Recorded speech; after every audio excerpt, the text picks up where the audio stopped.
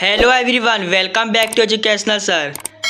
तो आज हम सभी डिस्कस करने जा रहे हैं effect of central force due to rotation of the earth. BSc physics के पॉइंट ऑफ व्यू से हमारा चैप्टर चल रहा है नॉन इनर्शियल सिस्टम, और आज का जो हमारा लेक्चर होगा वो लेक्चर नंबर 5 है। ठीक है, तो बेसिकली हमने पिछले क्लास हमने कोरियोलिस फोर्स का जो एप्लीकेशन उसमें हम डिस्कस किए थे। बहुत सारे एक्सपीरियंस को मैंने इधर डायग्राम के मदद से टोटल 6 एप्लीकेशन को आपको दिखाया था, और 4 एप्लीकेशन मैंने नोट्स में आपको लिखवाए थे। तो उन्हीं में से एक जो है हमने ये रोटेशन ऑफ द अर्थ को लिया है। रोटेशन ऑफ द अर्थ में हमारा किसका काम होता है? Basically Coriolis force. यानी जब अर्थ जो रोटेट करता है तो उसमें क्या, जो कोरियोलिस जो रोटेट करता है तो क्या राइट और यदि हमारा ईस्ट की तरफ, ईस्ट टू वेस्ट, ठीक है, हमारा जो अर्थ का जो रोटेशन आप देख सकते हैं, यहाँ डायग्राम देखिए, जो अर्थ का रोटेशन है तो वह क्या ईस्ट टू वेस्ट डायरेक्शन में होता है।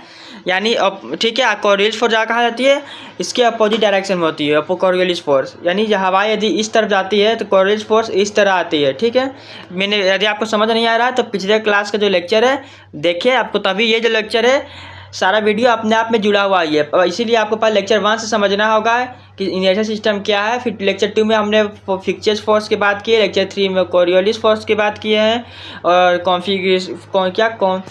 Centrifugal forces. तो ये सारी चीज़ आपको समझना होगा, तभी आपको जो ये लेक्चर समझ में आएगा। ठीक है, तो बेसिकली हम यहाँ पे वेरिएशन ऑफ जी देखने जा रहे हैं कि यदि मैक्सिमम एट पोल और मिनिमम एट पोल पे होता है, जो हमारा जो ये क्या हमारा ये एंगल है थीटा या फाइव कुछ भी ले सकते हैं यहाँ पे, तो उसके अकॉर्डिंग जब वेरिएशन होता है जी इफेक्टिव में, बेसिकली वो क्या होता है, जी फाइव को हम क्या बोलते हैं, लेटीट्यूड बोलते हैं, थीटा को क्या बोलते हैं, लेटीट्यूड। तो बेसिकली हमारा आज का यही होने वाला है क्लास, इसी भी बेस्ड होगा एग्जाम्स के लिए, very very important exams. Basically इसका डायग्राम, इसका जो डेरिवेशन में पूछ दिया जाता है। बेसिकली DU वगैरह हो गया, ये दिल्ली यूनिवर्सिटी या अन्य यूनिवर्सिटी के लिए बहुत ही इंपॉर्टेंट है। तो चलिए बिना टाइम वेस्ट की वीडियो को स्टार्ट करते हैं। तो फर्स्ट टॉपिक हमारा ये effect of centrifugal force due to rotation of the earth. ठीक है, डायग्राम देख लीजिए क्या है। ये हमारा अर्थ हमने लेट किया है, ये हमारा पॉइंट क्या हमारा ओरिजिन हो गया है। ठीक है, ये हमारा थीटा, ये पॉइंट P पार्टिकल हो गया है, थीटा क्या हमारा लेटीट्यूड हो गया है। यहाँ से देखिए ये एक्स डायरेक्शन, ये वाई, तो एक्स की तरफ r साइन थीटा होता है हमारा, वाई की तरफ r साइन थीटा, ये आपको डायरेक्ट याद रखना है। ये क्या हमारा r cos r sine theta polar coordinate. ठीक है, ओमेगा जो हमारा एंगुलर फ्रीक्वेंसी है उससे क्या रोटेट कर रहा है हमारा अर्थ एंगुलर वेलोसिटी से। ठीक है, पॉइंट P पार्टिकल हो गया। अब चलिए देखते क्या है। ठीक है, ये एक्स वाई जेड हमारा कोऑर्डिनेट हो गया। तो let us consider a particle P at the rest. Particle P क्या रेस्ट में है, याद रखना है, रेस्ट में है on the surface of the earth. कहाँ पे रेस्ट है? सरफेस ऑफ द अर्थ में। Also earth is rotating about Y axis in anti clockwise direction with the angular velocity omega and such that. यानी जो हमारा जो अर्थ है वो रोटेट कर रहा है एंगुलर वेलोसिटी ओमेगा से। ठीक है, कौन सी डायरेक्शन? तो वाई एक्सिस की ओर। तो आपको पता है X axis, Y axis, Z axis. यहाँ पे आई कैप होता है डायरेक्शन, यहाँ जे कैप, यहाँ के कैप। ठीक है, तो यहाँ पे वाई एक्सिस है, तो यहाँ इसीलिए ओमेगा जो वेक्टर है उसको हमने डायरेक्शन के लिए ओमेगा जे कैप दे दिया डायरेक्शन। इसे इक्वेशन 1 लेट कर लेना है। अब नेक्स्ट देखिए, next point the particle P is at surface. ठीक है, सरफेस में है of the earth at latitude theta. तो जो पार्टिकल P है वह सरफेस ऑफ द अर्थ से जो हमारा जो एंगल बना रहा थीटा उसे क्या बोलते हैं, लेटीट्यूड है। ठीक है, then because the particle is at rest, particle rest में है in rotating frame of reference.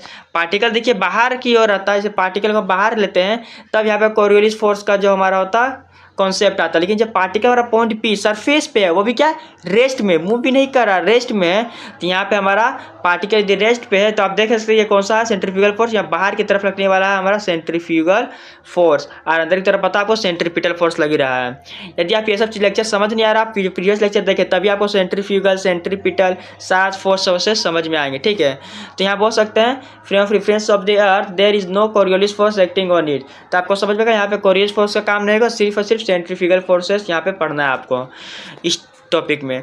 तो देखिए the position vector of particle P is, तो पोजीशन वेक्टर क्या होगा पार्टिकल P का, आपको पता है किसे x प्लस वाई होता है, तो x पोलर कोऑर्डिनेट लिखेंगे तो r वेक्टर क्या होगा, r cos theta i cap plus r sin theta J cap, ये आपको पता ही है बेसिकली। ठीक है, इसे डायरेक्ट याद भी कर ले, कोई दिक्कत नहीं है। r वेक्टर कहता है r cos theta i cap plus r sin theta J cap. ठीक है, ये डायरेक्ट याद ही रखिए आप। तो यूनिट वेक्टर इसका क्या हो जाएगा, direction of r vector. Unit vector क्या होता है बेसिकली, यूनिट वेक्टर का फॉर्मूला होता है क्या, R vector upon magnitude of R vector. ठीक है, आर वेक्टर क्या हमारा ये आर वेक्टर है, इसको एज इट इज लिख देना, मैग्नीट्यूड इसका क्या होगा, तो अंडर रूट कीजिए R coefficient R square plus R square, इस तरह से इसका ये कोफिशिएंट निकालेंगे 2r, इसका कोफिशिएंट निकालेंगे। बेसिकली यहाँ देखिए आर वेक्टर का साइन, यहाँ देखिए r sin theta r cos theta, तो r sine square theta under root कीजिए, आप पूरा कर लीजिए। आई कैप का जो कोफिशिएंट है और जे कैप का कोफिशिएंट, इन दोनों का क्या करना है, स्क्वायर करना है इन दोनों का, ठीक है, और ऐड करना है, अंडर रूट करना है, ठीक है। तो कीजिए sine square theta plus cos theta, R square होगा तो आर स्क्वायर कॉमन बाहर आ जाएगा, तो अंदर बचेगा साइन स्क्वायर थीटा प्लस कोस स्क्वायर थीटा, क्या जगह 1 हो जाएगा। बेसिकली आर स्क्वायर यहाँ रहेगा तो आर स्क्वायर अंडर रूट क्या होगा, आर होगा सिर्फ, यहाँ हमने क्या लिखा, डायरेक्ट आर लिख दिया, ठीक है। इतना आप समझ सकते हैं। तो आर कैप बेसिकली आपको क्या होगा, आर कैंसिल हो जाएगा, तो कोस आई cap cos theta i cap plus sign theta J cap, ठीक है। यहाँ देखिए थीटा यहाँ नहीं लिख लीजिए। ये हो गया क्वेश्चन नंबर 3। नेक्स्ट क्या है, now the force acting on the particle at P R. तो फोर्स हम किस में निकाल रहा है, पॉइंट पी पे। तो फर्स्ट क्या है, the weight of the particle along P O. तो वेट ऑफ द पार्टिकल हम निकालेंगे अलोंग पी ओ, यानी पी और ओ की तरफ सेंट्रीपिटल फोर्सेस। तो यहाँ पे क्या होगा, तो बेसिकली यहाँ हम लिखेंगे क्या, F1 क्या है, सेंट्रीपिटल फोर्स होगा, ठीक है, क्योंकि पी ओ निकाल रहे हैं तो अंदर की तरफ आएगा, तो फिर क्या F1 बराबर क्या होगा, mg, F बराबर मास इंटू क्या, ग्रेविटेशन। आपको पता नहीं ग्रेविटेशनल, हम बेसिकली हमारा कॉन्सेप्ट जी पे ही है। वेरिएशन आपको देखना है कि जो रोटेशन होता है हमारा अर्थ का, जो रोटेशन हो रहा है हमारा अर्थ का, चूंकि देखिए थोड़ा टिल्टेड होता है, अर्थ की है जो ऐसे होता है ना, एक चीज़ कुछ यहाँ सम एंगल में होता है, ठीक है। तो जो रोटेशन हो रहा है हमारा अर्थ का ओमेगा एंगुलर वेलोसिटी से, तो ये जो जी हमारा है एक्सेलरेशन ड्यू टू ग्रेविटी, उसमें क्या इफेक्ट होगा, तो उसी का हम यहाँ डिस्कस करने, ठीक है। तो बेसिकली mg होगा। अब देखिए mg होगा तो उसके साथ जो हमारा जो वेक्टर आएगा, यदि mg वेक्टर है तो mg हमारा मैग्नीट्यूड हो गया, और जो वेक्टर क्वांटिटी आएगा उसकी डायरेक्शन है, यूनिट डायरेक्शन क्या होगा, तो यूनिट वेक्टर हमारा होगा पीओ हमारा होगा। अब देखिए चूंकि हम यहाँ अपोजिट डायरेक्शन जा रहे हैं, आर वेक्टर हमारा इस साइड है लेकिन हम जा रहे हैं इस साइड, तो यहाँ माइनस ऑफ आर होगा, डिक्रीज हो रहा है, तो इसलिए हमने क्या लिखा है, माइनस आर कैप लिखा है। तो फ्रॉम इक्वेशन 3 से आप देख सकते हैं हमारा वैल्यू आर कैप का ये है, तो वैल्यू पुट करना है और कुछ नहीं, माइनस एम जी है, माइनस बाहर लेंगे माइनस एम जी हो जाएगा, और आर कैप का वैल्यू पुट करना है, इक्वेशन नंबर 4। अब देखिए बाहर यहाँ ये तो समझ आ गया आपको, अंदर की तरफ सेंट्रीफ्यूगल फोर्स लगा रहेगा तो पार्टिकल रेस्ट में है, लेकिन बाहर की तरफ तो फोर्स लगा रहेगा, उसे ही हम क्या बोलते हैं, सेंट्रीफ्यूगल फोर्स। तो सेंट्रीफ्यूगल फोर्स का फॉर्मूला क्या होता है, आपको पहले के पिछले क्लास डिस्कस किए हुए हम लोग हैं, तो डायरेक्ट हम यहाँ फॉर्मूला लिख रहे हैं, F2 equal to minus M cross product omega, cross product क्या, ओमेगा क्रॉस आर। तो ये फॉर्मूला कहाँ से आया है, सारा चीज़ पिछले वाले कॉन्सेप्ट है, ज़्यादा लेक्चर देखिए तभी आपको समझ में आ रहा है ये सब चीज़। तो फ्रॉम इक्वेशन 1 एंड 2, ठीक है। इक्वेशन 1 एंड 2 क्या है हमारे, बेसिकली इक्वेशन 1 हमारा क्या है, ये है इक्वेशन 1, ठीक है, ओमेगा वेक्टर का वैल्यू। इक्वेशन 2 हमारा क्या, इक्वेशन 2 हमारा बेसिकली आर वेक्टर का वैल्यू। दोनों वैल्यू जो ओमेगा वेक्टर और आर वेक्टर का वैल्यू यहाँ पे क्या करना है, सारा वैल्यू पुट करना है, ठीक है। तो सेंट्रीफ्यूगल फोर्स वाला जो लेक्चर यहाँ जो इक्वेशन है उसमें हमें क्या करना, पुट करना, तो minus M as it is रहेगा, यहाँ ओमेगा जे कैप हो गया, क्रॉस प्रोडक्ट के साथ इस तरह से पुट हो गया। अब देखिए ये कॉन्सेप्ट है, यदि हम आई कैप से के कैप के साइड जाते हैं तो यहाँ से हमारा इस डायरेक्शन में तो माइनस होता है, यानी माइनस जे कैप होगा, ठीक है।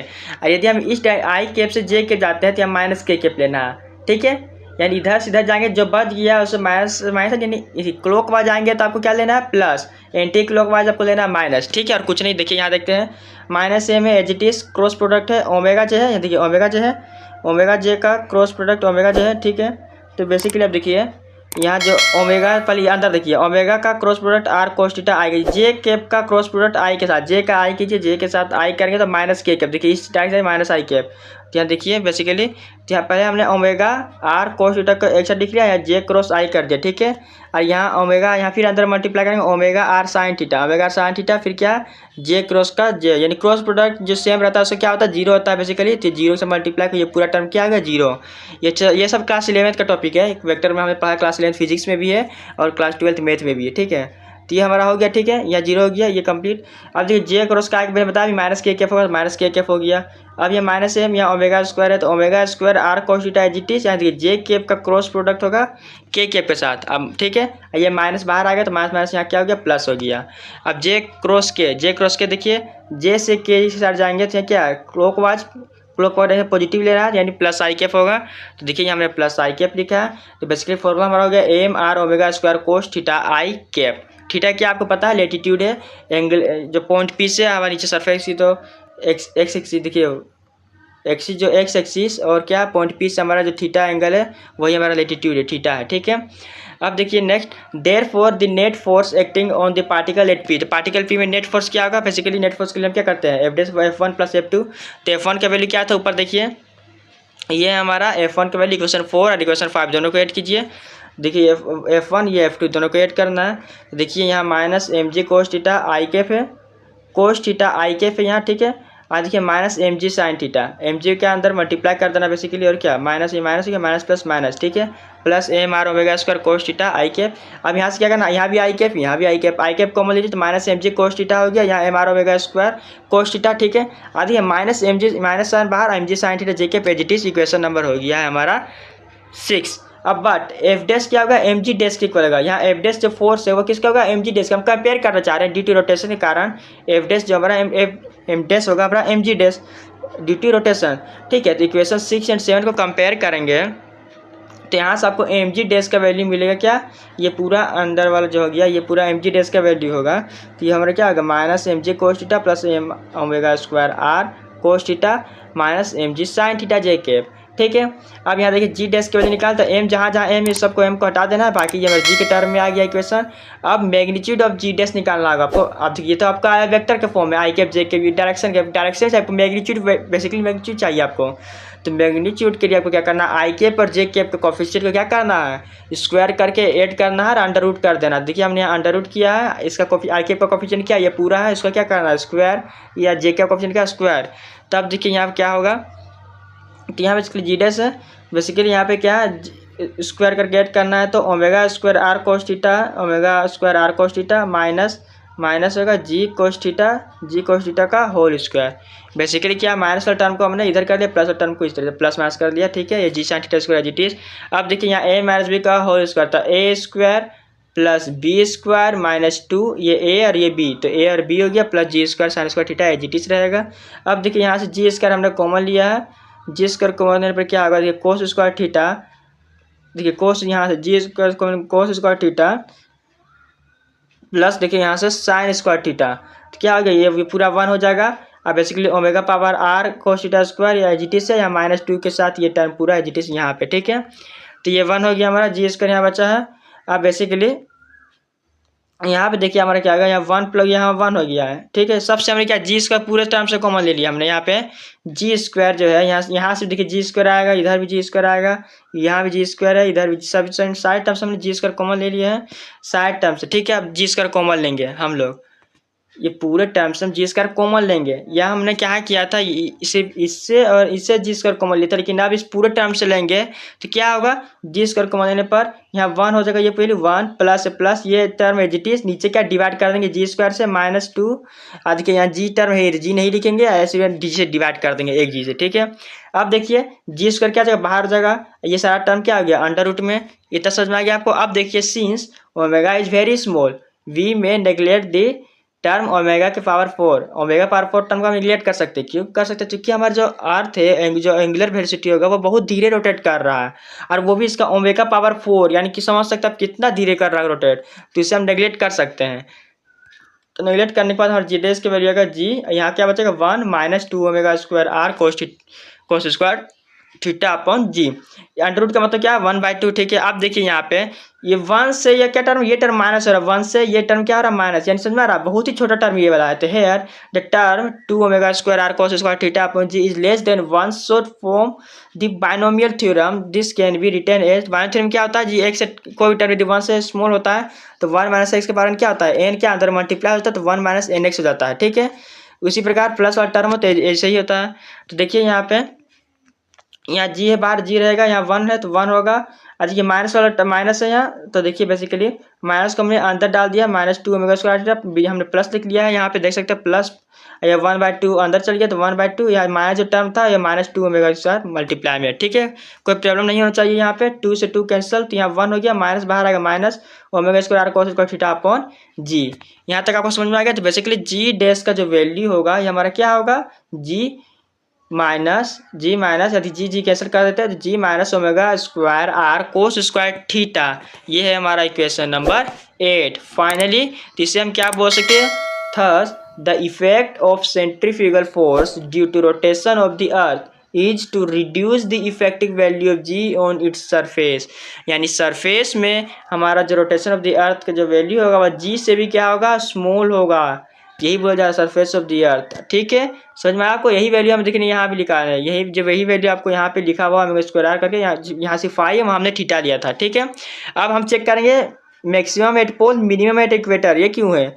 नॉर्थ साइड यानी पोल, नॉर्थ को ही बोलते हैं पोल, और जो साउथ होता है इसी का तो इक्वेटर बोलते हैं।